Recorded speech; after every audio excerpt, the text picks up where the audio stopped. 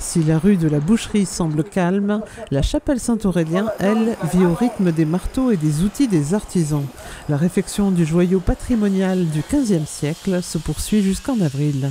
Il y a eu le démontage du toit, enlever les tuiles, démonter tous les bois qui étaient un peu pourris, le débardage du clocher, délatage.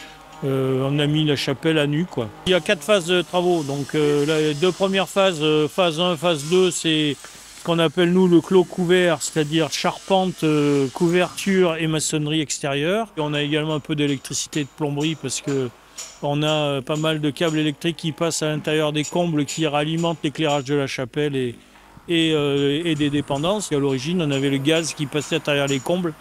Et donc là, on prend des dispositions pour justement évacuer le gaz la conduite de gaz du grenier des combles, et puis pour le passer en extérieur de façon plus sécurisée.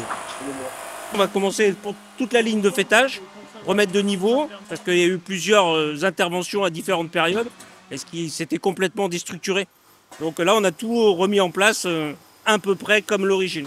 Chaîne, pareil, y compris les sablières, et donc là, ça va être chevronnage pour faire place à la couverture. La couverture, là, ça sera en tige de botte de chez Lito, une tuile artisanale.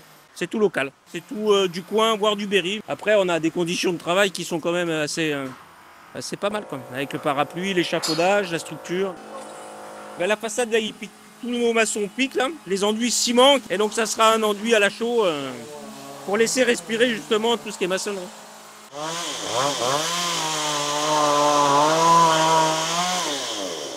Côté argent, déjà le budget annuel de fonctionnement de la confrérie, c'est 15 000 €. Donc vous pouvez imaginer que ce n'est pas les 15 000 € de fonctionnement de la confrérie qui vont permettre de financer ces travaux, puisque la phase 1 et phase 2 avoisinent les 500 000 €. Donc on a été lauréat en 2022 de la mission Berne, et pour lequel on nous a octroyé la somme de 170 000 €. Nous avons une collecte via la Fondation du patrimoine où tout à chacun peut verser son obol déductible d'impôts, et pour lequel on est arrivé à 162 000 € à l'heure actuelle.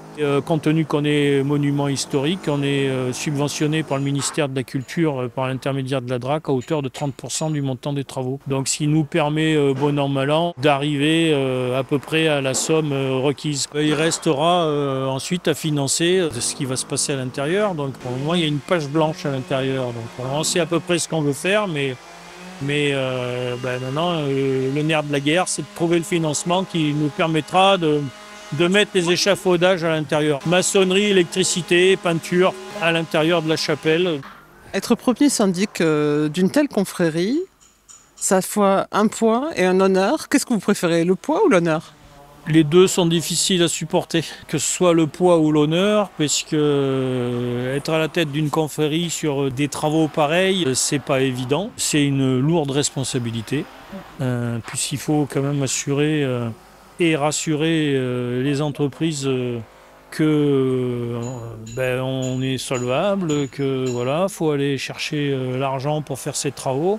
Donc effectivement, entre un honneur et un poids, je mettrais plutôt grosse responsabilité. Prochaine étape pour la chapelle Saint-Aurélien, la restauration des vitraux.